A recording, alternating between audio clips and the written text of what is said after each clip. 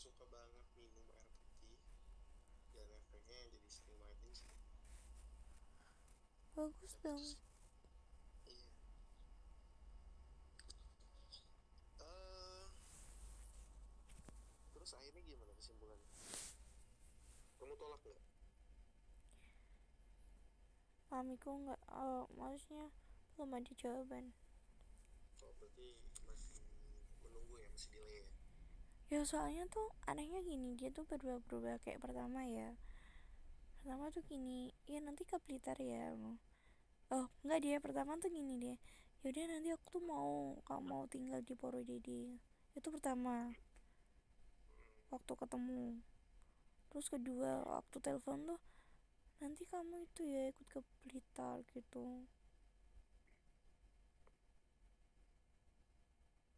Dan orang tua nggak setuju. Dan orang tua masih mikir-mikir pas dia telepon yang kedua itu. Hmm, ya dipastiin dulu aja, dikonfirmasi biar orang tuanya. Informasinya jelas kan orang tua juga jelas. Terus eh ya itu dia. Ya,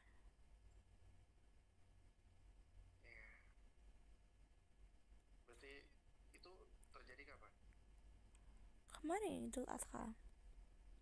Oh, ya, ya nggak lama ya.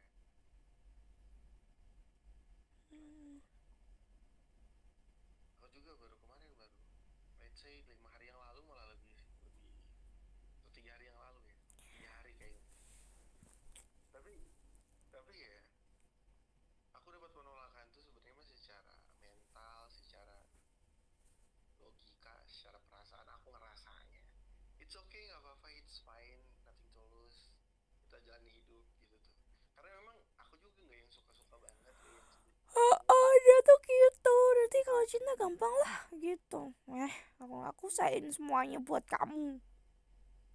Iya, iya, tapi ternyata di Meiji tetap ada, walaupun nggak besar ya, di Meiji tetap ada loh, walaupun nggak besar, tapi ya syukurlah nggak besar.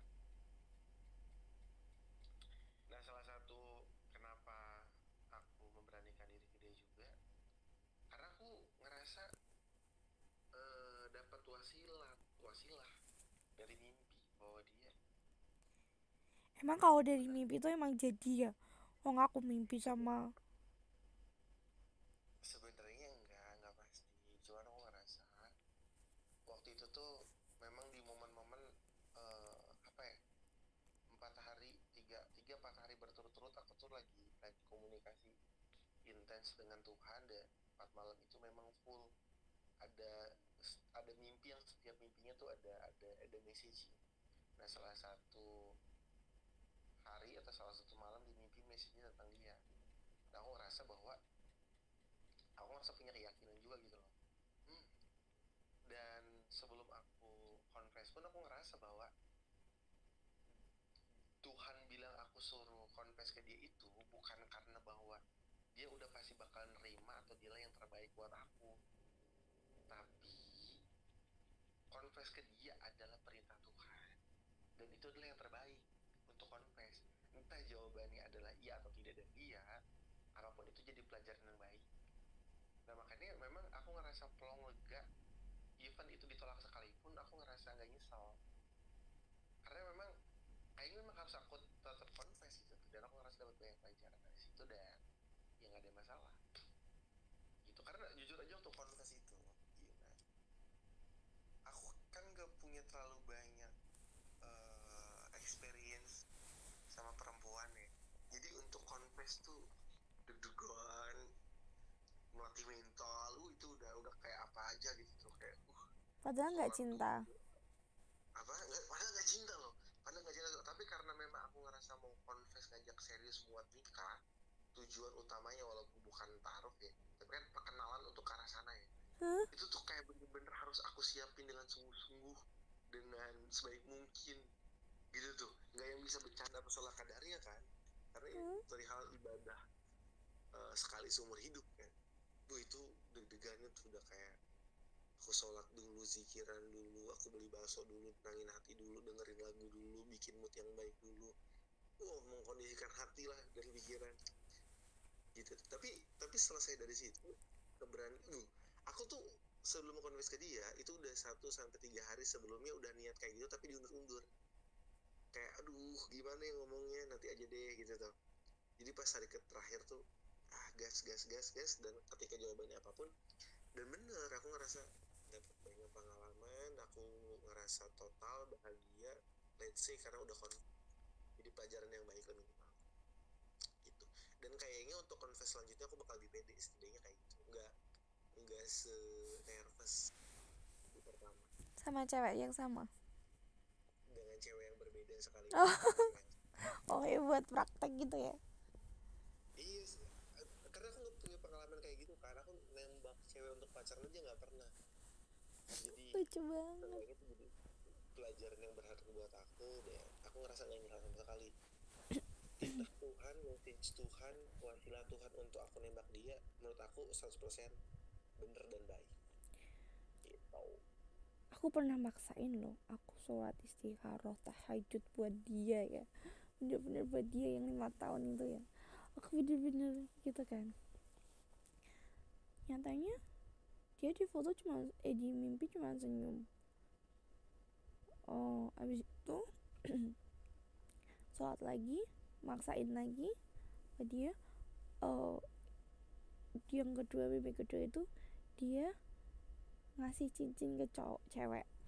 Terus maksain lagi ke dia, maksudnya itu masih berjalan ya selama 5 tahun ya. Maksain lagi, terus dia buang beras kuning. Beras kuning maksudnya tuh dia tuh udah nggak mau sama aku gitu. Padahal itu masih berjalan 5 tahun loh. Maksudnya dalam berjalan. Terus aku maksain lagi kan, maksain lagi.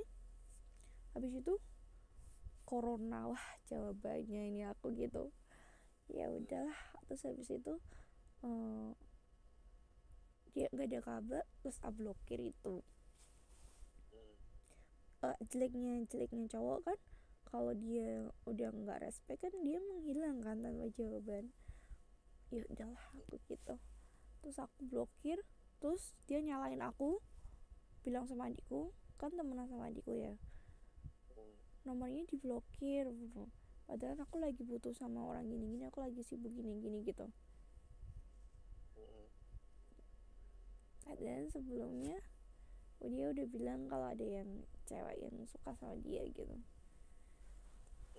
Akhirnya jadian sama ceweknya dia. Terus teman-temanku yang temenan sama dia tuh bilang sama aku, maksudnya ngasih tahu sama aku kan, nomorku kan langsung dihapus semua kan, gara-gara tak blokir kan, sosmedku kan dihapus semua sama dia.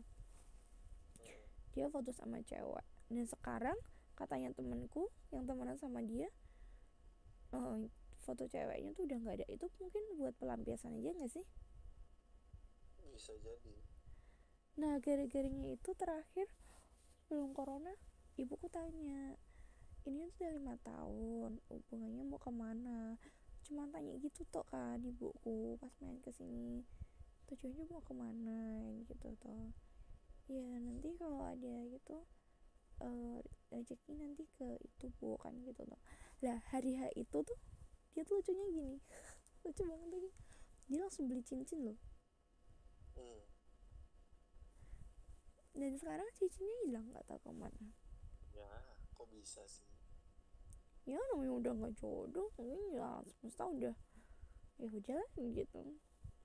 Berapa gram cincinnya? Nggak tahu deh, aku lupa berapa ya. Sayang banget, siapa tuh bisa dijual kan lo. Iya ya, ya udahlah,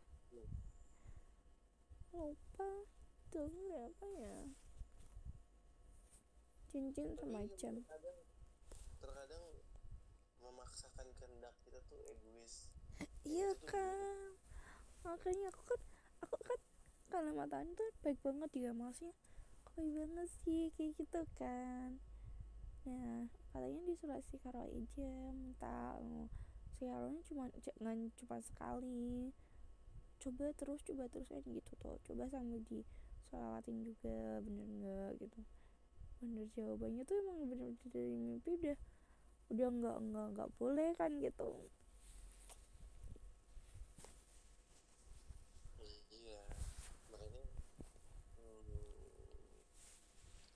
sebenarnya yang paling sederhana, yang paling baik adalah merelakan dan mengikhlaskannya.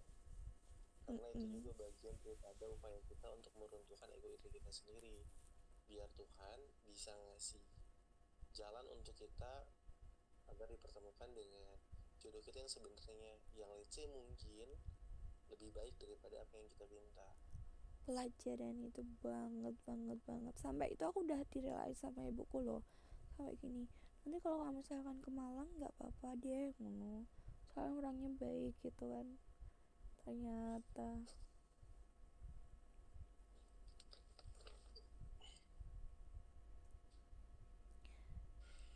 buat pelajaran aja sama Allah. Maka kan ya beberapa orang dipertemukan untuk kita bukan untuk dijodohkan, tapi sebagai pembelajaran aja. Nah makanya aku ngerasa senang banget kalau dapat banyak pembelajaran itu. Let's say perempuan terakhirku pun kalau itu hanya dipertemukan untuk sebagai pembelajaran, aku udah senang banget dan aku nggak nyesel. Aku happy, aku dapat banyak pelajaran ya, aku banyak pengetahuan sama Tuhan maupun sama perempuannya. Nah yang penting tadi kita bisa merelakan, mengikhlaskan, melepaskan, mempasrahkan. Lillahi ta'ala aja. Siapa lillahi ta'ala mah. Ya awal ya enggak lah, nggak bisa ikhlas, udah kenal 5 tahun lebih. Iya, awal nggak bisa ikhlas nggak apa-apa. Tapi kan seiring berjalannya waktu kita belajar mengikhlaskan. Iya, harusnya tuh nggak usah ketemu. Nah nggak kayak gitu konsepnya. Kalau jauh kayak gitu berarti memang nggak mau belajar ikhlas. Iya, harusnya nggak usah ketemu. Kalau kita nggak belajar ikhlas, kita nggak akan pernah jadi orang yang bisa mengikhlaskan sesuatu di masa depan. Iya, abis itu jadi pelajaran banget, sampai aku ketemu sama cowok tuh udah tahu dia cuma main-main apa enggak, aku udah tahu maksudnya kejelasannya tuh emang bener dari depan. Nah itu dia pelajarannya. Nah itu kan jadi pelajaran yang sangat amat berharga bukan? Iya, apalagi tuh zaman sekarang. Iya bener deh, nggak jadi cerita loh. Kalau kamu nggak punya pelajaran itu, nggak ketemu sama dia, mungkin kamu akan terjerat jatuh lagi sama cowok lain yang situasinya bisa lebih parah dan polemik dari sebelumnya. Iya, Tapi karena kamu udah belajar, kamu terlepas complicated dari banget, jebakan itu. complicated banget ya. Jadi sekarang tuh menganggap semua cowok itu ya udahlah gitu. Iya, itulah yang harus kamu syukurin dan tidak sia-sia. Nggak ada satu hal buruk terjadi kecuali ada hal baik di belakangnya. Iya, ya aku jeleknya gini loh, dia bilang sama adikku barunya udah tak beliin gini-gini loh, sampai aku transfer dia 2 juta buat ngembaliin, uangnya diterima. Sampai sekarang aku tuh gak mau dibeliin sama cowok. Ya itu jadi pelajaran kan. Minta, aku cowok. takut nih diganti rugi, terus disuruh ganti rugi, aku karena aku gak minta ya, dia udah ngasih sendiri, akhirnya aku TF 2 juta, dia terima lagi. Ya itulah sebuah pelajaran yang berharga kan. Banget, pelajaran banget. Setidaknya itu 2 juta tuh. Let's say kalau kita nggak belajar mungkin ada yang bisa 10 juta, 20 juta. Kan lebih berbahaya. Iya. Iya makanya nggak ada hal buruk yang terjadi kepada kita kecuali ada hal baik yang bisa kita ambil. Makanya kita akan banyak-banyak bersyukur deh kalau kita bisa ambil pelajaran. Tapi kan kita nggak tahu kalau awalnya tuh jadi hikmah, kan pasti kan apaan sih gitu. Iya. Apa Itu sih normal. gitu. Wajar. Tapi kan bedanya kalau kamu ngerti konsepnya, kamu nggak bakal lama ngedumulnya, ngeluhnya, sedihnya, galaunya. Dikit. Kalau sebel, marah itu kan normal nih manusia. Kalau ada hal yang buruk dia bisa sedih, kalau ada yang mengkhianati kecewa, itu normal. Tapi kalau kita ngerti konsepnya, kita nggak akan berlama-lama aja. Kita akan cari apa sih yang mau Tuhan sampaikan, apa sih hikmahnya, pasti bakal buat kita tenang nanti.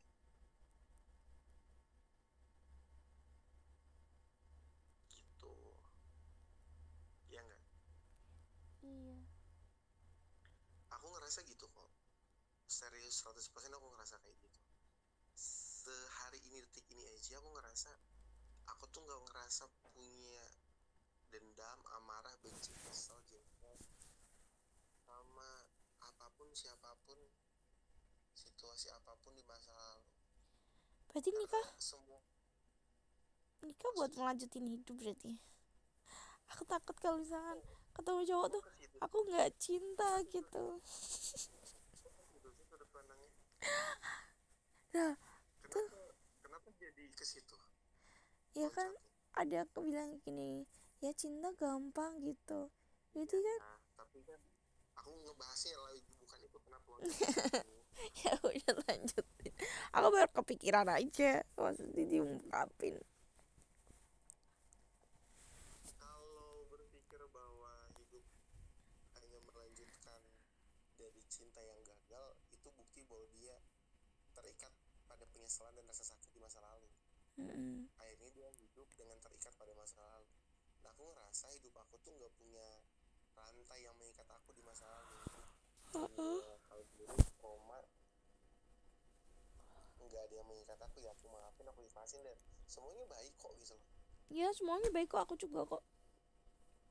Iya, jadi aku ngerasa nggak punya rantai yang mengikat aku di masa lalu, kayak kayak apa ya, amarah, dendam, benci, penyesalan, kekesalan di masa lalu tuh nggak ada.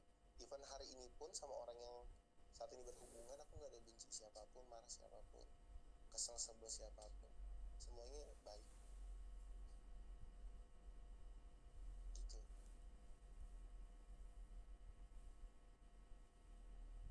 Kamu setuju nggak? Setuju, harus gitu. Kita semakin tua tuh semakin harus mengurangi dosa. Karena semakin tua tuh semakin mendekati kematian.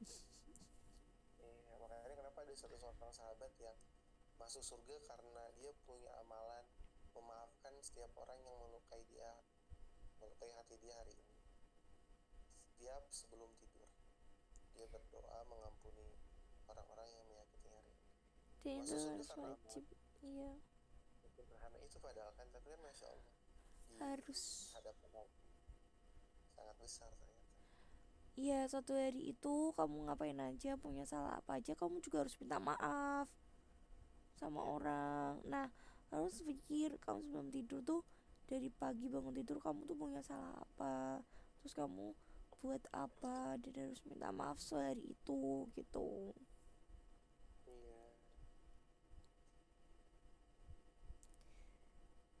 biar kamu hidup lagi. Iya, itu intinya, aku merasa demikian. Kamu merasa demikian juga? Iya, karena pikiran benci, terus pikiran mikirin orang yang benci itu emang gak tenang. Bagus lah kalau begitu.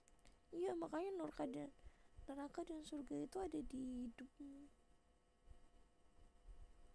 Nah, makanya aku nggak setuju sama istilah laki-laki yang menjalani hidup setelah dia gagal dari cinta pertamanya. Itu kan orang-orang yang terikat pada masa lalu dan belum bisa move on sebenarnya. Mm-mm. Iya, dia nggak ngerti konsep. Iya. Atau mungkin Dan itu kepaksa ketemu cowok cewek terus yaudah nikah gitu. itu bisa aja, tapi kan masalah kepaksa tidak kepaksa, poinnya bukan berarti dia tidak bahagia karena terpaksa dong. Ada orang misalnya terpaksa harus mondok, setelah mondok dia bahagia, terpaksa nikah, setelah nikah ternyata dia bahagia. Emang harus dipaksain. Iya, makanya terpaksa mah bukan bukan takaran dia bahagia nggak bahagia atau nerima tidak terima. Dia nggak masalah kalau terpaksa, selagi kita bisa bahagia ya nggak masalah. Jangan tuh. Aku tadi udah tidur. Udah Di tidur ya? pengajian tidur. Ini udah mulai terus kayak udah ngantuk deh. Hmm, Udah ngantuk kah?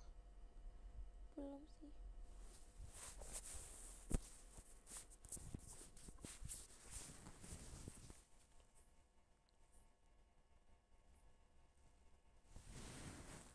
Aku mau tanya dong, Apa? seberapa besar sih kamu misalkan ngasih mahar ke orang yang nanti akan jadiin istri? Semampukah? Seunikkah?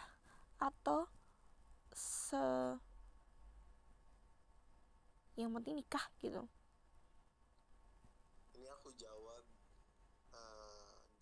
jawabannya adalah sepertinya saat ini aku berpikir.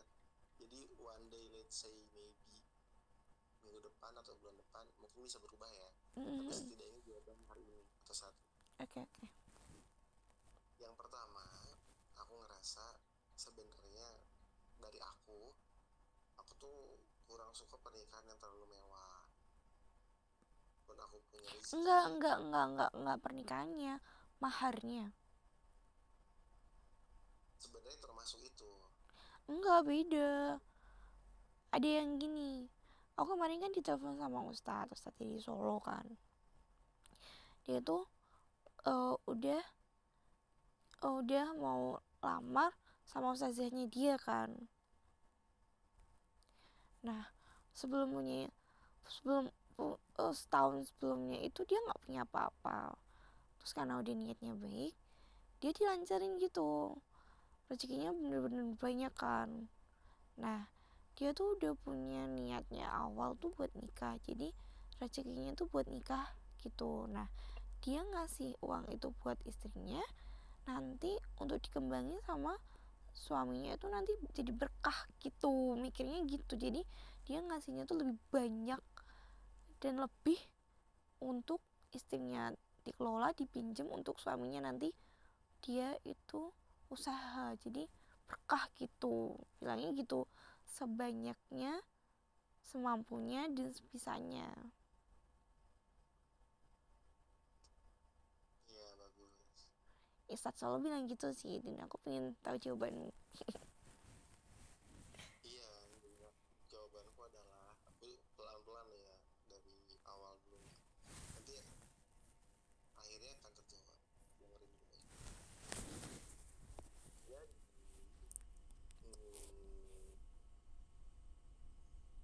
untuk menikah itu kan isinya ada mahar, ada pesta dan lain-lainnya. Nah, semua itu kan tergabung dalam sebuah nominal yang besar,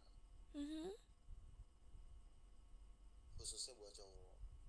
Cewek juga sebagian ada yang mau, ada yang tidak sama sekali itu tidak. Tapi kita kan bahas yang cowok nih. Aku sebagai cowok, konsep awalnya secara pribadi dulu, aku ingin pesta yang pesta sederhana atau besar mempengaruhi mahar. Karena kalau pestanya besar, maharnya nggak mungkin besar juga, karena uangnya habis sama pesta. Kalau pestanya sederhana, maharnya bisa besar. Gitu. Atau juga bisa jadi sederhana pestanya, maharnya sederhana, uangnya bisa dipakai untuk pranikah sesuai kebutuhan atau plan yang ada, kalau ada plan tertentu. Nah, jadi uang besarnya itu bisa ditaruh di pesta kah, di mahar kah, atau di pasca pernikahan. Gitu. Kebanyakan orang sekitar aku, ketika ada uang banyak itu, paling banyaknya majority-nya invest ataupun spend-nya larinya ke pesta. Ya kalau memang rezekinya bagus, dia bisa pestanya besar, maharnya besar, sisa uang tabungannya masih banyak tau. Tapi aku termasuk kategori yang uangnya pas-pasan, nggak terlalu banyak. Jadi kalaupun mau spend majority yang besar, cuman bisa milih salah satu di antara tiga. Nggak bisa mahar besar, pesta besar, uangnya banyak sisanya buat pasca pernikahan. Nah, aku nggak ada tuh. Aku hanya bisa milih satu. Mau pestanya besar, maharnya biasa aja, paskanya biasa aja, atau segitulah yang lainnya juga sama. Kalau salah satunya besar, yang lainnya biasa aja. Nah, aku sebenarnya ngerasa pengennya untuk pesta biasa aja. Cuma aku juga memaklumi kalau pada akhirnya itu nggak mudah. Jangankan perempuan sama mertua, orang tua untuk pesta ini biasa aja. Aku pernah sampai telepon ibu terkait, kayaknya aku kalau merit pengen Kau aja. intimate wedding ya, keluarga utama aja gitu loh, diundang sederhana aja, nggak yang bikin pesta besar, bikin panggung, nggak usah. Cara makan-makan biasa keluarga besar. Tapi orang tua aku, even orang tua aja, sebelum ke calon dan mertua, orang tua aku aja nggak setuju. Ya aku ngerti maksudnya kenapa nggak setuju, ini argumennya aku paham gitu loh. Apalagi perempuanku dan mertuaku. Perempuanku ya harus memang aku apa ya, berikan yang terbaik tentunya sebagai lamar itu ya, bentuk penghargaan ke dia dan lain-lain. Ke mertuaku juga begitu. Nah makanya pengen biasa aja, aku tahu itu nggak mudah, tapi ya kita lihat nanti. Tapi kemungkinan besar sih bakal tetap nggak mudah dan susah, karena orang tua aku aja pun nggak mau. Nah kalau acaranya harus besar, mau nggak mau mahar dan uang sisa tabungan untuk pasca pernikahan nggak bisa terlalu besar. Ini yang harus juga aku bakal sampaikan ke pasanganku dan ke mertuaku, atau ke keluarga utamanya lah, nggak ke mertua. Oh ini adalah mohon bisa diterima, karena aku nggak bisa ngasih acara besar, mahar besar gitu tuh. Uangku terbatas. Kalau masalah niat dan upaya mah, ya setiap orang juga akan berupaya deh semaksimal mungkin bekerja ngumpulin uang untuk ngasih yang terbaik gitu loh. Entah mahar, acara pernikahan maupun pasca pernikahan. Tapi again, rezeki kan dari Allah ya, bukan kita yang ngatur, Allah yang ngatur. Allah ngasih lebih, alhamdulillah, kita kasih yang terbaik. Allah kasih secukupnya, kita atur bagaimana baiknya.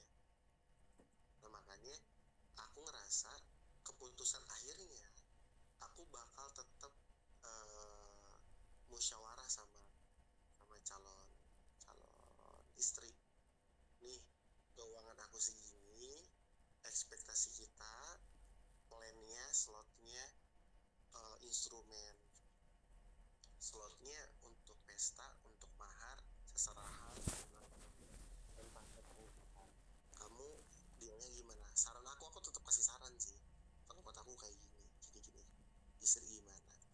Karena itu harus penting diobrolin kan, biar nanti ketika terlaksana nggak ada geledak di hati, nggak ada apa ya, omongan di dalam hati yang ngerasa nggak ridho, nggak nyaman, nggak tenang, atau nggak enak gitu. Gitu. Kalau mau tahu besarnya berapa tergantung perempuannya pengen sebesar. Semakin pengen besar pestanya, tuntutannya semakin kecil maharnya. Ya karena uangnya terbatas, sekali lagi. Kalau uangnya banyak sekali, rezekinya nggak pas gitu. Aku juga pengen ngasih besar semua. Gitu, tapi sebesar apa nominalnya itu bakal diobrolin. Yang jelas jangan terlalu kecil sampai ngebuat calon istri nggak ridho, tapi nggak mungkin terlalu besar sampai ngebuat nggak bisa bikin ngadain pesta juga dong. Seminimal pestanya berapa, kan ada estimasi. Kira-kira gitu. Menurut kamu gimana? Bisa dipahami, Apa? bisa dipahami. Dan dia tuh bilang gini lagi kemarin, kalau mama dia tuh nggak ada kayak gitu-gitu gitu langsungan. Gitu-gitu tuh apa? Pesta? Mahar, pesta, Iya, aku ngerti. Terus ya ya udah di kau aja gratis. Nah ya udah nyari mama dia aja, aku gituin.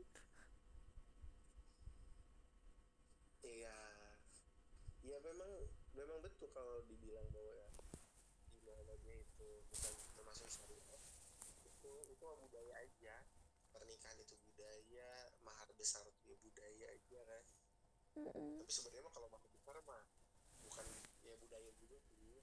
Rasulullah nggak mewajibkan, bahkan maharnya Ali bin Abi Thalib untuk melamar anaknya Rasulullah juga cuman apa, besi baja untuk perang itu kan. baju ya. Tapi kan tuh iya, tapi poinnya kan bukan ngasih besinya, tapi ngasih yang terbaik yang bisa dikasih apa. Waktu itu Ali bin Abi Thalib yang bisa mampu dia kasih itu. Tapi Rasulullah ngelamar Siti Khadijah kan, masya Allah tuh rentetan rombongan berapa ratus unta kan, Iya, karena serombongan. Iya kan pengembala. dengan iya.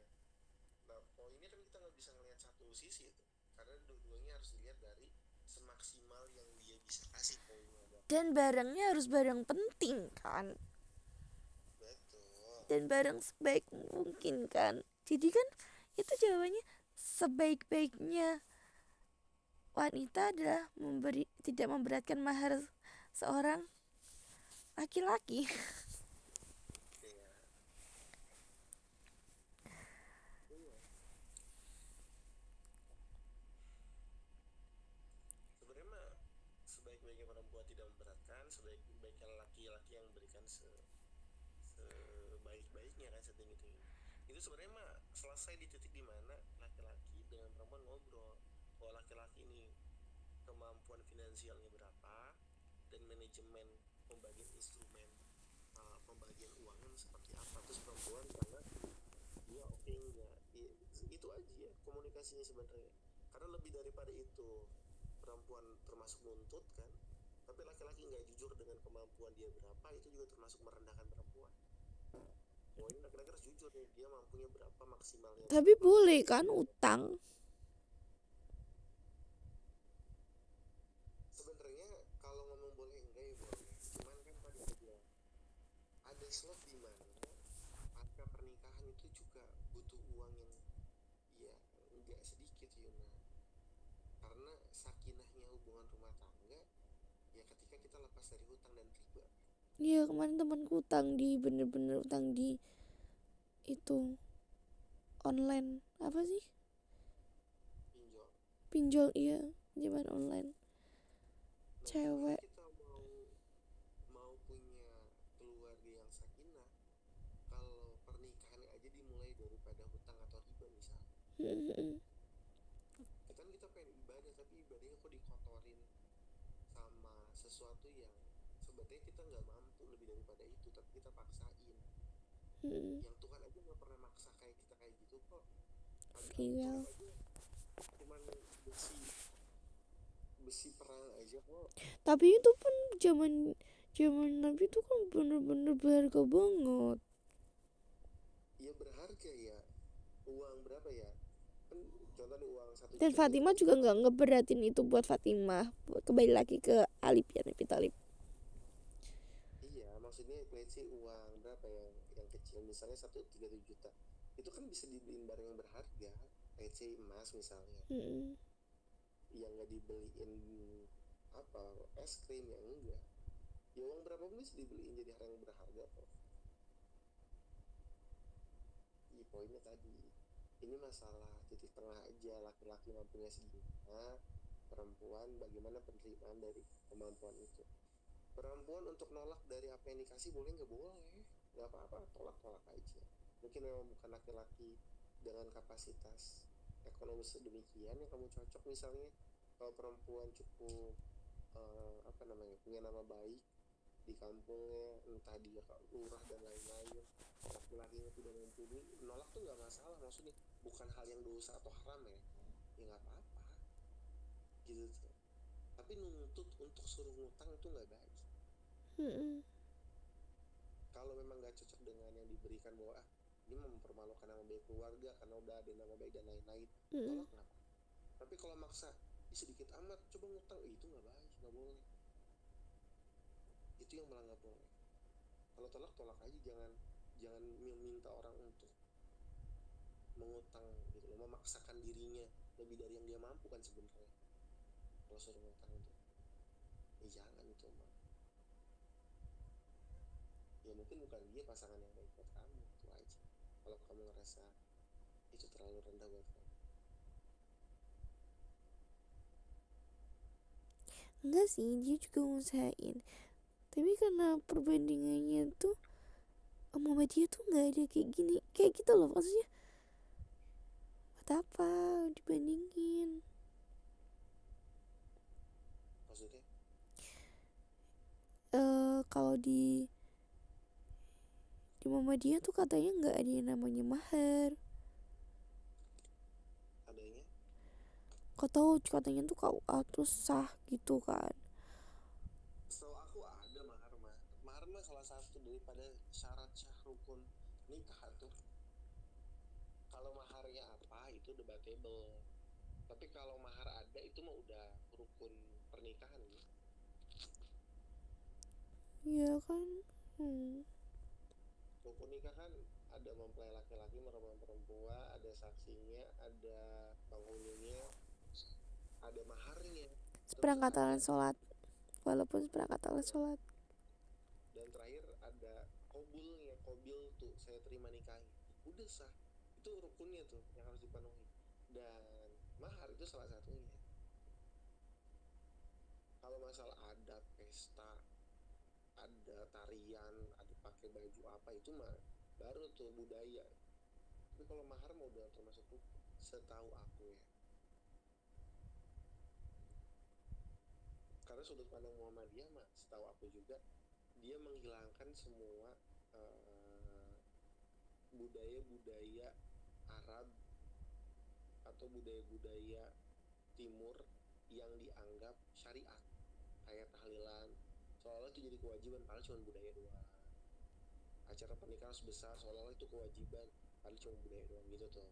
Tapi kalau yang memang itu udah adalah rukun atau syarat, nggak dihilangkan. Kayak sholat mah sama gitu loh, zakat sama, puasa sama, termasuk nikah juga rukun-rukunnya sama.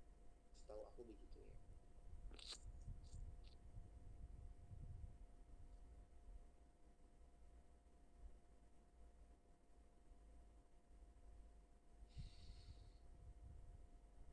Itu humil. Mm-mm. Terus kalau pilih cowok tuh terus kayak gimana sifatnya?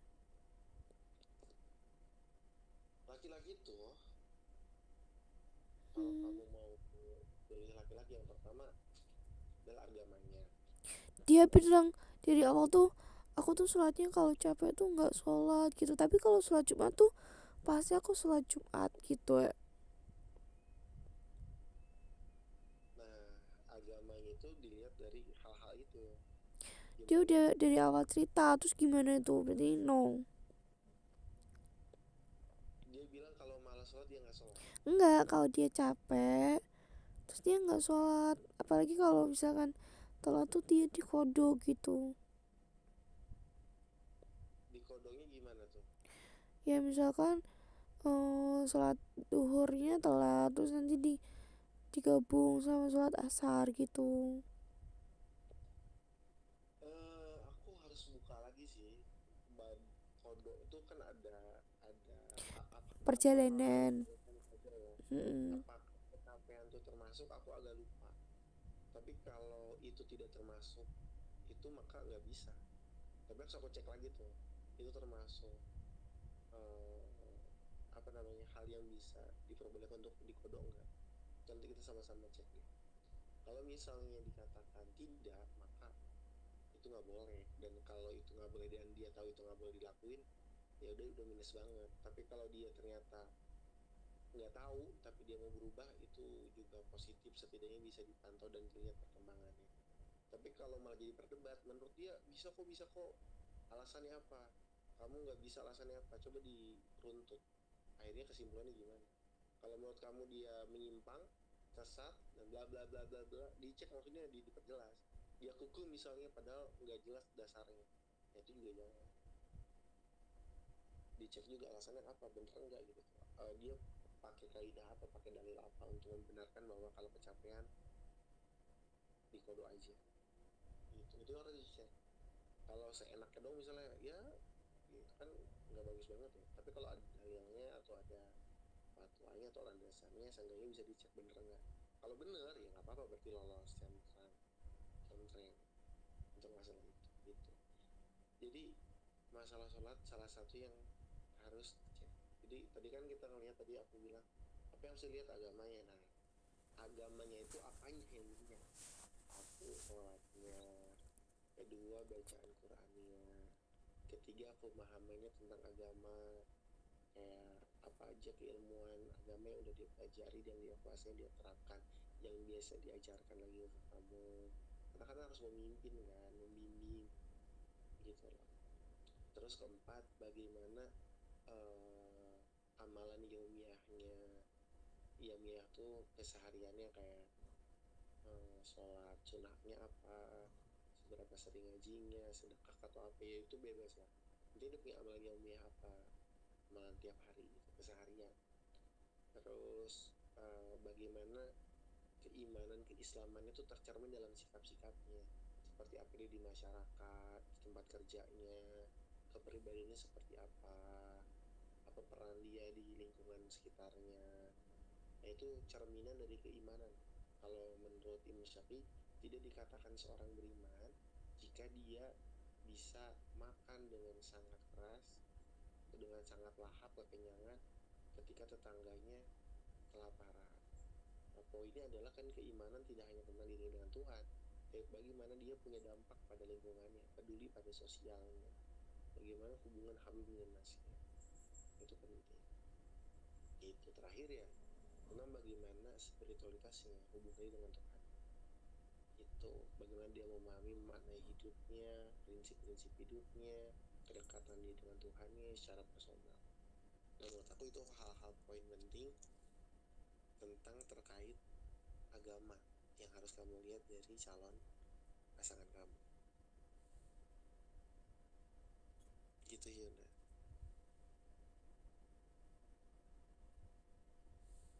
Halo, halo, tidur kak?